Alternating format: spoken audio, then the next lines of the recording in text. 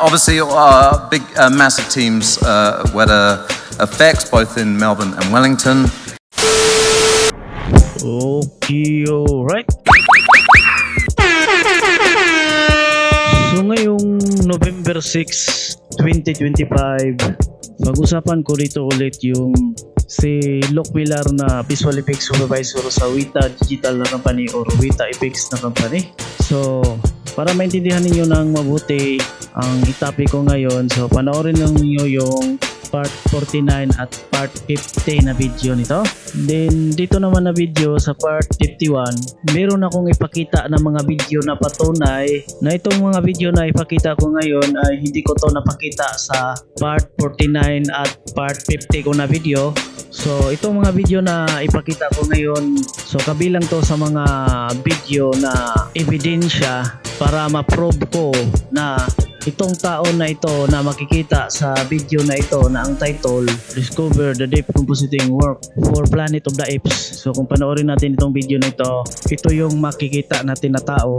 So i-prove ko sa inyo na itong tao na ito talaga yung legit na Luke Villar na Visual Effects Supervisor sa Weta Digital na company or Weta Effects na company. Kasi itong tao na ito na si Luke Villar is marami kasi itong katulad ng pangalan sa first name at last name niya. Ano? Then take note lang, yung Weta Digital na company or Weta Effects na company ay same company lang yan. Kasi noon, ang pangalan sa company nila is Weta Digital, then dumating yung panahon na pinalitan yung pangalan sa company nila. Ginawa ng Weta Effects ang pangalan sa company nila. Ang dahilan dyan, dahil ang company nila na Weta Digital ay binili sa company na Unity. So yan yung dahilan bakit yung Weta Digital na pangalan sa company is pinalitan siya ng pangalan, ginawa siyang Weta Effects na ang pangalan. So kaya't yung Weta Digital na company at Weta Effects na company ay same lang yan. Anon. So panoorin lang ninyo yung video ko sa part 36 sa paliwanag ko dyan. So ilagay ko sa comment o sa description yung video ko sa part 36. So anyway, i-prove ko na sa inyo na itong tao na ito is ito talaga yung legit na Luke Villar na Visual Effects Supervisor sa Weta Digital na company or Weta Effects na company. Din ang ebidensya na video na ipakita ko sa inyo is galing to sa YouTube channel na ang pangalan ACTA or AACTA. So itong YouTube channel na ito is ito yung legit na YouTube channel sa ACTA, na itong ACTA ay nagbibigay to sila ng award sa mga tao na involved sa movie. Ganon. So tatlo yung video na titingnan natin dito sa na-upload sa YouTube channel na ito. So ito is titingnan natin ito, pero mamaya na natin to tingnan. Then dito sa title sa video, mayroong nakalagay dito na that. Ibig sabihin mayroon pa yung karugtong sa title sa video. So kung i-open natin itong video na ito, panoorin natin itong video na ito. So yan, ganito na yung makikita kapag i-open natin yung video. Kita na yung full title niya sa video. Pero kapag dito ko siya tingnan sa YouTube channel niya, yung video is hindi kita lahat yung title niya sa video na ito.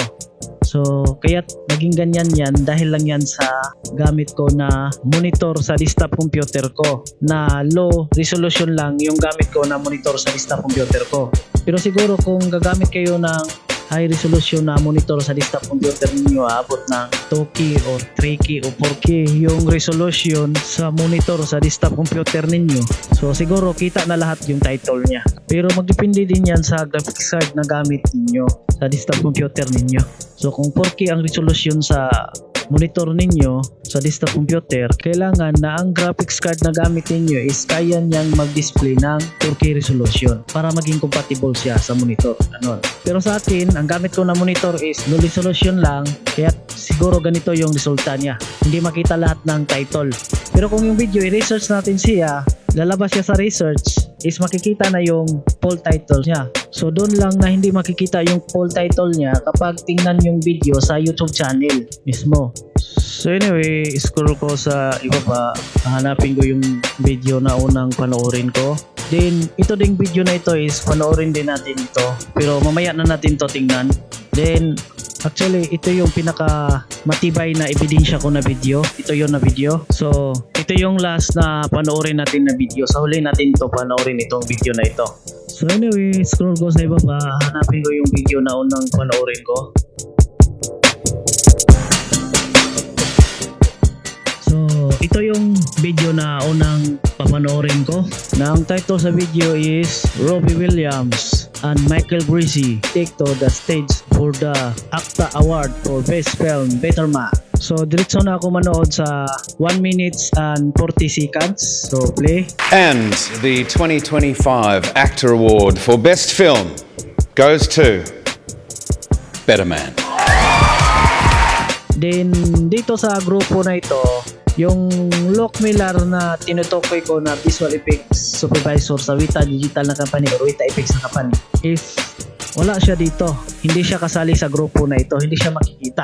Ganon. Din ba kasabihin ng mga tao na yung tinutukoy ko nga Lock Miller na visual effects supervisor sa Weta Digital na company or Weta Effects na company is hindi talaga yon legit na Lock Miller. Then baka sabihin nila nga itong mga lalaki na makikita dito, so sa isa sa kanila is nandun sa kanila yung legit na Lock Miller. Ganon. Di ngayon baka sabihin nila na itong lalaki na ito yung Lock Miller. So i-prove ko sa inyo na hindi ito yung Lock Miller na visual effects supervisor. Kasi ang pangalan sa lalaki na ito is Paul. So ang ebidensya ko dyan, kung tingnan natin itong video na ito sa 2 minutes and 48 seconds, ito yung maririnig natin. So play natin. And now you can speak, Paul. Yes, this crazy man is indeed. So sinasabi ni Michael Greasy na itong tao na ito, ang pangalan niya is Paul. So ulitin ko yung sinasabi niya. And now you can speak, Paul. Din ang ebidensya ko nga video na Paul talaga ang pangalan sa tao na ito. Ito yun na video. Naka-upload pa rin sa YouTube channel na ACTA. Na ang title sa video is Michael Greasy and Paul Curry Better Man with the ACTA International Award for Best Film. So yan. So itong nakasombrero ng black, yan si Paul Curry. Then itong nakabunit, siya si Michael Greasy. So i-play ko itong video na ito. Thank you so much, ACTA. This is an incredible privilege to have Best Picture. Paul was concerned that this wouldn't be a good picture, so Finally, this vindicates it. yeah, finally he was right. So yan, Paul talaga ang pangalan sa tao na yan na nakasombrero, na naka-black ang suot. Then ngayon, so kung panoorin tong video na ito, marami yung lalaki dito na makikita sa grupo nila. So, then na-prove ko naman na itong tao na ito ay Paul ang pangalan niya, hindi Lock Miller. Then ngayon, kung sasabihin naman ng ibang tao na dito sa ibang lalaki na makikita sa grupo na ito is nandun yung legit na Lock Miller na pangalan na visual effects supervisor sa Weta Digital na company or Weta Effects na company. Then kung ganyan yung sasabihin sa iba, mali yan. Kasi ang ebidensya ko nga video is ito yung ebidensya ko nga video. So ito na video is naka-upload pa rin to sa YouTube channel na ACTA YouTube channel. Kaya't itong video na ito is legit itong video na ito. Then nais ko lang klaruhin, itong nakalagay dito nga Carlos Sanson and Gracie Otto ay yan yung pangalan sa host sa video na ito. Kasi may dalawang tao dito na host, lalaki at babae. So ito yung pangalan nila. Ang isa Carlos Sanson, din ang isa Gracie Otto. So yan yung mga pangalan sa host na nag-introduce kung sino yung nanalo sa Best Visual Effects or Animation. Kasi ang nanalo para sa Best Visual Effects or Animation yung Weta Effects na company na nagawa ng VFX sa movie, sa Better Man na movie, yung grupo ni Lock Miller. Kasi si Lock Miller dito yung visual effects supervisor sa Better Man na movie. Ganon. So mamaya explain ko yan ng mabuti mamaya. So anyway, panoorin na natin itong video na ito na ang title Carlos Sanson and Gracie Otto present Better Man the award for Best Visual Effects or Animation. So ikat-cut ko lang to pag-play sa video para hindi haba yung video. So i-play ko. Whether it's robots battling it out, a deadly wasteland, or Robbie Williams as a monkey. The nominees for Best Visual Effects are Alien Romulus, Industrial Light and Magic. Get away from her. Better Man, Weta. If there's somebody. Furiosa, a Mad Max saga, Rising Sun Pictures. You slaughtered my mother. The Fall Guy, Rising Sun Pictures. Hey, Okay, so the winner is Better Man.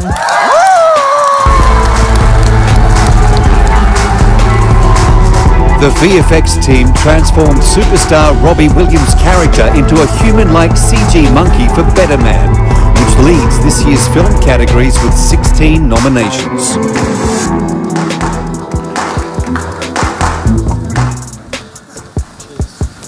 Cool. Well, thank you very much, everyone. As you know, this movie went on for a very long time, so I've got a fuck ton of people to thank right now. Firstly, I'd like to thank ACTA and all the members for this award. It's a huge honour.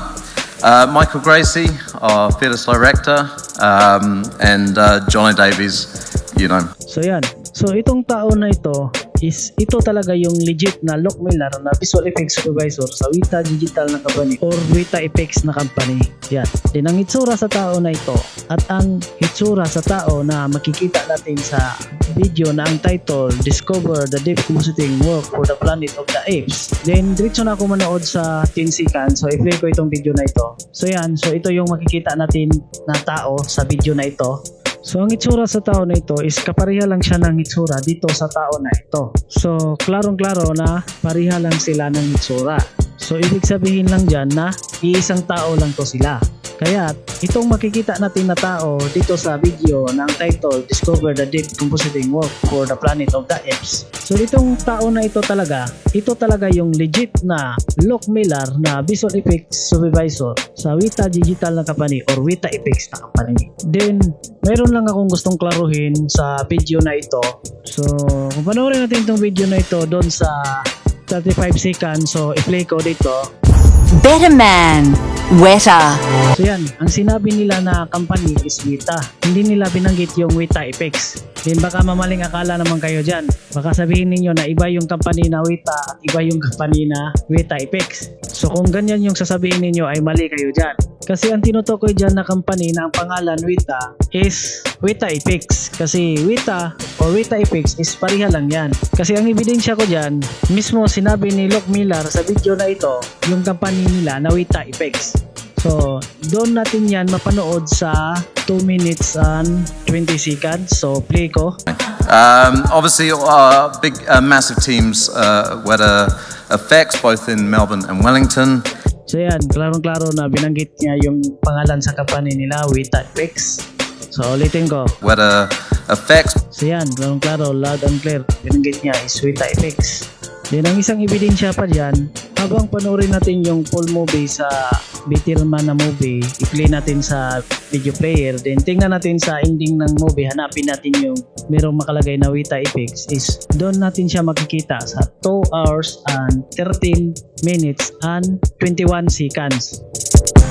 Merong nakalagay dito na Visual Effects and Animation by Weta Effects. So yan, merong nakalagay dito na Weta Effects. Ebidensya na ito na ang pangalan talaga sa company nila is Weta Effects. Kasi yung Weta or Weta Effects is same lang yan. Pero merong kadugtong dito na LTD. Pero ang pangalan lang talaga sa company nila is Weta Effects. So mayroon lang yung rason bakit dinugtungan yan ng LTD. Ganon. So dito ang pinakita ko is medyo blurry here kasi low quality lang yung na-download ko ng movie, 720p lang. Pero medyo klaro naman na Weta Effects talaga yan, no? So yan. Then ngayon, i-prove ko naman sa inyo na itong nakatitle sa video na pangalan na Carlos Sanson and Garcia Otto is mga host lang ito kasi ni-research ko sa Google yung pangalan na Carlos Sanson. So yan, ito yung lumalabas. So ang itsura sa tao na ito at ang itsura sa tao na ito is pareha lang. So ibig sabihin, isang tao lang yan. So ibig sabihin, ito si Carlos Sanson na nakatitle sa video is siya talaga yung host na makikita sa video. Noon. Then ni-research ko din yung pangalan na Garcia Otto sa Google. So ito yung lumalabas. So ang itsura sa tao na ito at ang itsura sa tao na ito ay pareha lang. So kaya iisang tao lang ito. So kaya itong tao na nakatitle sa video na Garcia Otto is ito talaga yung tao na host na makikita sa video, yung babae. Ganon. Then katulad lang din yan sa ibang mga video nga naka-upload dito sa YouTube channel na ang pangalan ACTA So kung tingnan natin yung mga video nga naka-upload sa YouTube channel na ito, so kapag merong makalagay dyan sa title sa video na pangalan sa tao, tapos merong kasunod na present na nakalagay, ibig sabihin lang yan na pangalan sa tao na yan, siya yung host sa video na yan habang diniklara niya kung sino yung nanalo, ganon.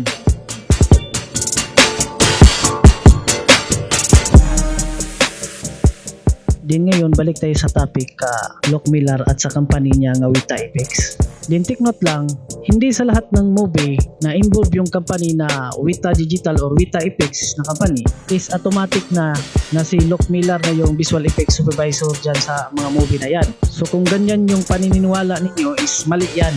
Kasi yung Wita FX na company is marami silang visual effect supervisor na worker dyan sa Wita FX na company. Siguro aabot sila ng mga 7 o 8 o 10, ganon. Din isa na dyan si Loc Miller. So magdepende yan sa bidding kung sino yung mananalo na mag-handle dyan sa movie as a visual effect supervisor. Din sa mga movie na marami yung effects sa movie is 3 o 4 or 5 yung visual effects supervisor. Then meron ding 2 or 1 na visual effects supervisor sa movie. Din dito sa Better Man na movie, kung hindi ako nagkakamali, si Loc Miller lang dito yung isang visual effects supervisor, kanon.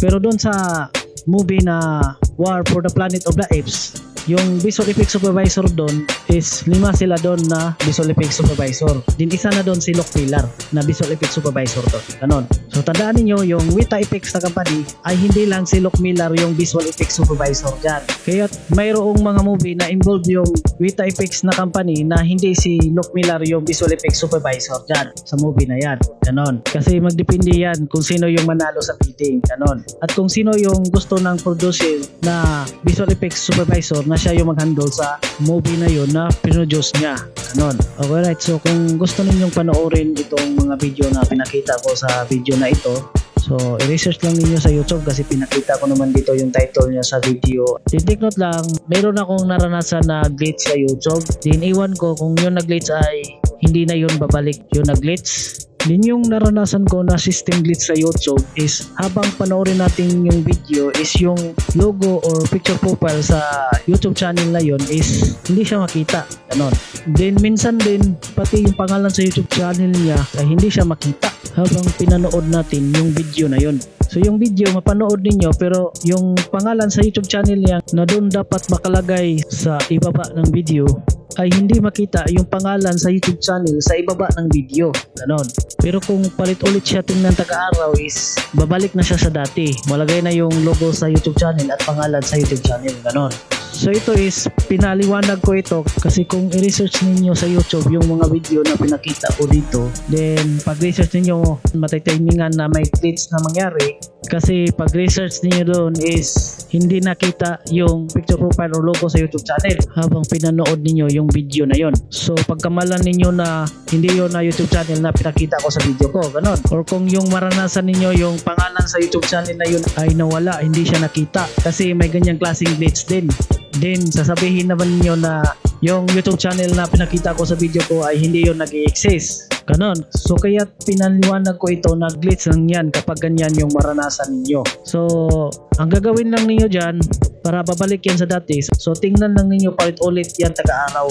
Sure ako 100% na babalik din yan sa dati na malagay na yung logo or picture profile sa YouTube channel niya or mabalik na malagay yung pangalan sa YouTube channel niya kasi glitch lang yan, hindi yan permanent, babalik din yan sa original, ganon. So ang advice ko sa inyo, huwag kayong agad-agad maniwala sa unang naranasan ninyo habang ni-research niyo yon na video na yon kasi ang sistema sa computer ay sadyang nakakalito, pabago-bago at mayroong glitch, ganon. Kaya huwag kayong maniwala sa unang tingin lang ninyo kasi kailangan na doon kayo maniwala habang paulit-ulit na ninyong tiningnan, ganon. Take note lang para hindi kayo mamaling akala.